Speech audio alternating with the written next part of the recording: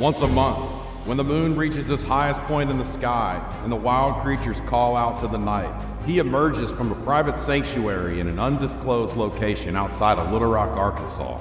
Arrayed in his priestly vestments, carrying forth the good news that comic books and graphic novels aren't just for kids, that they aren't just mass and spandex superheroes, that storytelling in a graphic format can be so much more.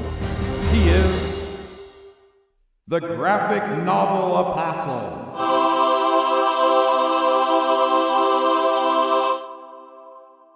Hello and welcome to the Graphic Novel Apostle podcast. I'm your host, Mark Orenberger.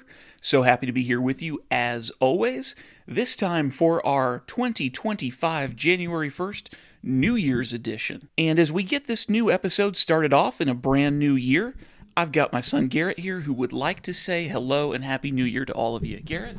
Hello, Happy New Year. We're currently recording this at like 12:10.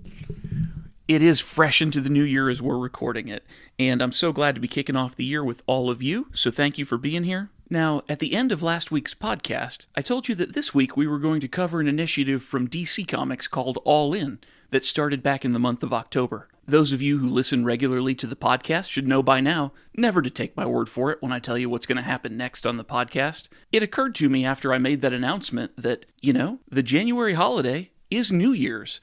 And so, for the holiday killer in Batman the Long Halloween, the time to strike is going to be New Year's. So we're going to go a little bit out of order this month with our episodes, and we're going to go today with Batman the Long Halloween, Issue 4. This issue of the Long Halloween series, which was released in January of 1997, as we've said with our previous issues, written by Jeph Loeb, with art by Tim Sale, colors by Gregory Wright, and letters by Richard Starkings and Comicraft, and is always published by DC Comics. For any of you who are just now joining us in this series, we've already covered issues 1 through 3, the Halloween, Thanksgiving, and Christmas murders that have taken place by the serial killer who's become known as Holiday throughout Gotham City, and we turn now to January and New Year's Day.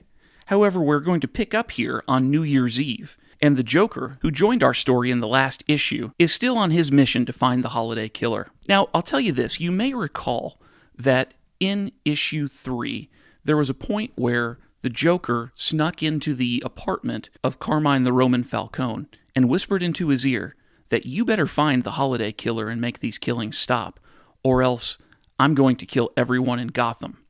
Now, that seemed like an odd threat to me. That's the type of threat that someone like Batman or Commissioner Gordon might respond to, or Captain Gordon as he is at this point in our timeline, because they want to protect the citizens of Gotham. I wasn't entirely sure why Falcone would care about that, or what type of threat that's supposed to be, why Joker would make this particular threat. I'm going to kill other people if you don't find the killer and take him out. Well, that plan starts to make more sense to me, as the Joker plans to kill nearly everyone in Gotham City by spraying a toxic gas over the city on New Year's Eve, as all of the people are out in the street waiting for the stroke of midnight. As Batman will explain to us later on in this issue, the Joker thinks that if he kills everyone in Gotham City, then by process of elimination, he will have killed the Holiday Killer and will go back to being the sole homicidal maniac in Gotham City. Now, of course, this is Gotham City. There are always more homicidal maniacs. I guess he means serial killer. I guess there's always more of those in Gotham too, aren't there? Well, the Joker's not really known, I suppose, for all of his plans being built on solid logic. And so, he has stolen a crop duster airplane, he's donned aviator goggles and an old-timey leather hat, and he has boarded this plane that he is going to sail over Gotham City and drop the poison that he has prepared for the residents. This issue opens with a splash page that shows almost nothing except the Joker's face and his hand giving a thumbs-up sign in a really elongated smile with oversized, disproportionate features. It's an odd page to look at, and we'll include this on our Instagram page, at Graphic Novel Apostle, as one of the art samples from this issue. It's kind of an iconic image of the Joker, but fortunately for the good people of Gotham, Batman has gotten a tip about the Joker's plan, and he is hot on the case. We see the Batmobile driving through the snow at night as Batman goes in pursuit of that airplane. He switches the Batmobile to autopilot, points one of his grappling hook-type gadgets up at the plane itself, and fires so that he can drag himself up onto the plane and confront Joker up in the air. Meanwhile, back at the district attorney's office, Harvey Dent is working late into the night He has become obsessed about the Roman case, about the holiday case, and he can't put his work down, apparently even on New Year's Eve. Well, while he might think he's alone in his office, he has one other employee who's digging through the files as well. Kind of a squirrely guy in a bow tie, suspenders, and glasses, with a clean-cut flat top, who comes into Harvey Dent's office and lets him know that he's been going through those files and working late once again, but he's come across some information that Dent might find interesting. Now, as far as I can recall, this is the first time we've encountered this squirrely character Vernon in this series, so we don't really know at this point what his motivations or what his angle might be. Maybe he's just a good civil servant trying to put in some overtime. Either way, the information he's come up with is something that apparently links Bruce Wayne to Carmine Falcone. Now, we saw earlier in this comic series that Bruce Wayne is on the board of Gotham City Bank, and that the Roman wants to do business with the bank. Maybe that's what the information is, or maybe it's something else altogether. Well, back up in the night sky, the Joker is trying to figure out why the airplane is flying a little differently than he expects. What apparently he doesn't know is that he's got some extra weight on board at this point in time, and there's a Batman climbing up the back end of the plane. And as it always happens when the Batman and the Joker run into each other, a fight ensues. Joker shifts the weight of the airplane and does so in an attempt to throw Batman off into the night sky and fall to his death. Fortunately for us, Batman catches the back end of the airplane and holds onto it with one hand so he can climb back up and resume the fight. Meanwhile, in Gotham Harbor, on a well-appointed yacht, bottles of champagne are being popped open for some of Gotham's seedier members of the public. We've got Carmine Falcone and Sal Maroni sharing a toast together. They're also talking about the city's biggest problem, holiday. Maroni admits that while he and Falcone have always been rivals and Falcone has always come out on top, they have a shared interest in seeing this holiday killing brought to an end, because, as Maroni puts it, if nothing stops it, this year may be their last. In reply, Falcone observes that none of these killings seem to have affected any of Maroni's people.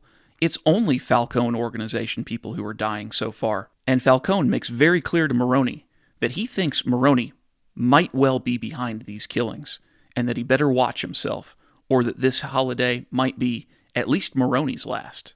And as Maroni walks away from Falcone, Falcone's sister Carla returns to the scene and gives him a hug. They talk about keeping friends close but enemies closer, seemingly in reference to Maroni, but Falcone also reminds Carla that their relationship is not exactly one of deep brother and sisterly love for one another either.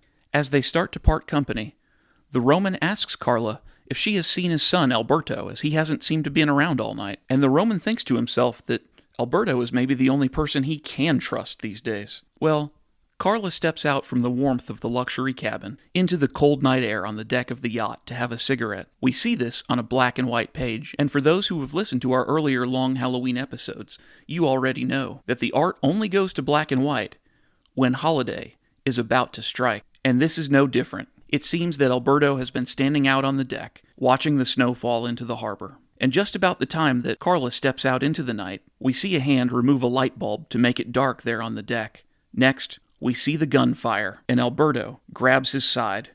Next, we see Carla running down the edge of the deck to where Alberto was just standing. And left behind, all we see are the gun, the shell casings, the baby bottle nipple that has been used in each murder so far as a silencer, and a glass of champagne surrounded by some confetti.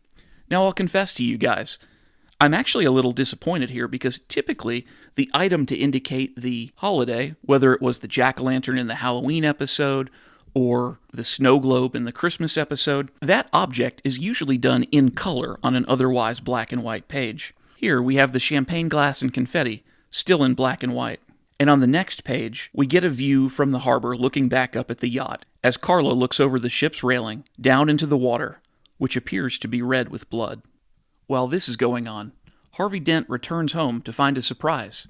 His wife has invited Captain Gordon and Gordon's wife over to the house to celebrate the New Year together, but District Attorney Harvey Dent isn't much in the mood for celebrating. He and Gordon meet in the kitchen for just a minute, and Dent tells him, "Jim, we need to talk about Bruce Wayne." We don't get any further resolution to the question of the connection between the Roman and Bruce Wayne, but it looks like at least two of our heroes who are investigating the case are going to be having Bruce Wayne in their crosshairs as a potential suspect as we move into the next issue. And in our last change of scene, I'll say it again. Meanwhile, as we revisit the fight that's ongoing on the crop duster above Gotham City, Batman has climbed back up onto the airplane and re-engaged the Joker. As they're fighting, the Joker says to Batman, "I don't know why you're so mad at me. We're after the same goal. I'm trying to stop the Holiday Killer just like you are." Of course, Batman says, "Wait, so your plan is to just kill everyone in Gotham, and that's going to be the way to take out Holiday?" And, of course, to Joker's mind, yeah, that's perfectly sensible. And the Joker even reminds Batman, "Hey, we're approaching midnight, and you know what day it is tomorrow. New Year's Day. Holiday's going to strike again. So I better act now." Well, fortunately for us, Batman gets the upper hand in this altercation, although his cape is caught in the airplane's propeller and torn to shreds. But as he always does, Batman punches out the Joker. The crop duster is left to fly off into Gotham Harbor and crash into the water. And Batman uses a grappling hook to latch onto a Big Ben-type clock that's looming over Gotham City, just as the clock is striking midnight. And in the final panel, Batman stands victorious over an unconscious Joker on the base of the clock. Well, friends, that's it for this installment of Batman The Long Halloween. We won't have an episode this coming Monday, but a week from Monday we'll be back. Tonight, New Year's Eve night, I've been here in North Carolina visiting my parents, and my dad and I recorded a book club episode where we will be covering Dead Eyes, Volume 1 from Image Comics, written by Jerry Duggan, with art by John McCrae. We had a really fun discussion. It was neat to sit down and get to do this with my dad. As some of you who've been listening for a while may know, we previously recorded an issue with my mom on another visit I made out here to North Carolina about 6 months ago, and I was glad this time to get a chance to bring my dad on. Dead Eyes is a great book. I hope you'll join us then for that episode, and I will look forward to seeing you then, as I look forward to sharing that conversation with you. I hope you all have a very happy new year. Whatever your 2024 looked like, I hope your 2025 is even better. And as we sail into the new year, keep reading those comics.